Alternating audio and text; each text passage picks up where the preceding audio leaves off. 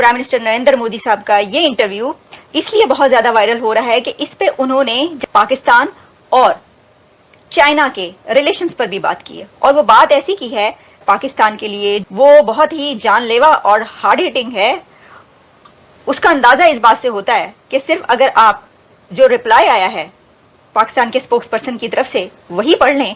दोस्तों, भारत के वजीर आजम इंटरव्यू जो दिया उसका बहुत ज्यादा चर्चा है। उसको आपको पता है डोनाल्ड ट्रंप ने भी शेयर किया और उसके ऊपर चाइनीज गवर्नमेंट ने कमेंट किया। आप ये इमेजिन कर सकते हैं कि the Chinese foreign office may have ignored not to respond what Modi said even if it was positive. कोई नेगेटिव तो नहीं था ना, लेकिन दे डिड रिस्पॉन्ड। ये जेन्युइन लोग हैं, मेरिट पे करते हैं जो कुछ करते हैं। हर कंट्री को इस वक्त अपने आप को, वो कहते हैं ना कि स्प्रिंग क्लीनिंग की जरूरत है। उसकी वजह यह है कि ये सोशल मीडिया और ये फिफ्थ जनरेशन वार, अब हर मुल्क के अंदर एक नहीं दो दो तीन तीन मुर्शद बन चुके हैं वहां पे। लेकिन नरेंद्र मोदी का शुक्रिया अदा करना चाहिए गवर्नमेंट का। नेवर अंडर एस्टिमेट, इस चीज को अंडर एस्टिमेट ना करें।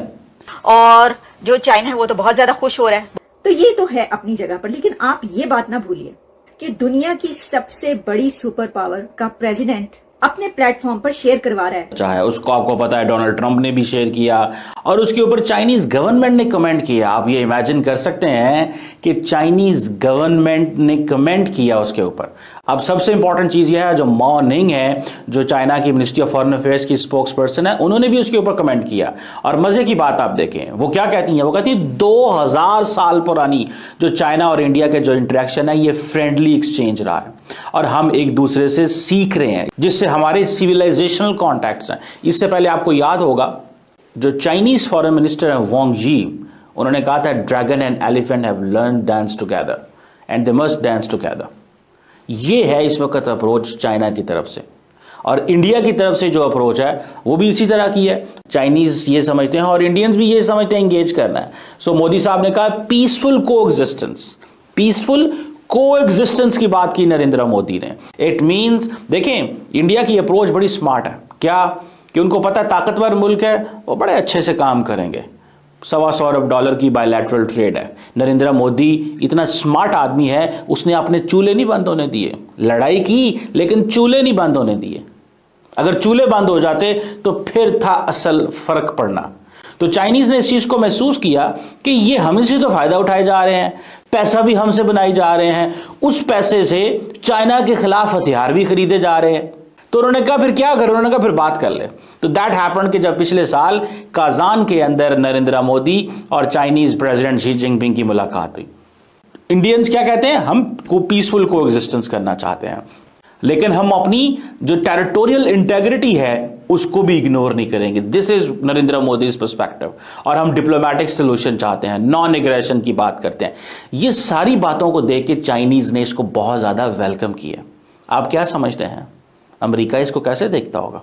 आई थिंक इंडियंस ने एक बात को अंडरस्टैंड किया कि अगर हम चाइना के साथ डायलॉग नहीं करेंगे, अगर हम चाइना के साथ इंगेज नहीं करेंगे, तो चाइना जो कुछ खित्ते में कर रहा है हम चाइना से कंप्लेन नहीं कर पाएंगे।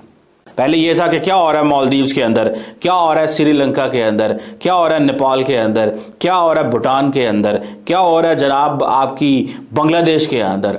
Now they found a time, उन्होंने कहा डायरेक्ट बात करो चाइनीज से, अपने कंसर्न्स शो करो। उससे क्या होगा, अपनी नेशनल सिक्योरिटी भी कंप्रोमाइज नहीं होगी और दूसरा वो जो चैनल्स ऑफ कम्युनिकेशन है वो खुलेंगे।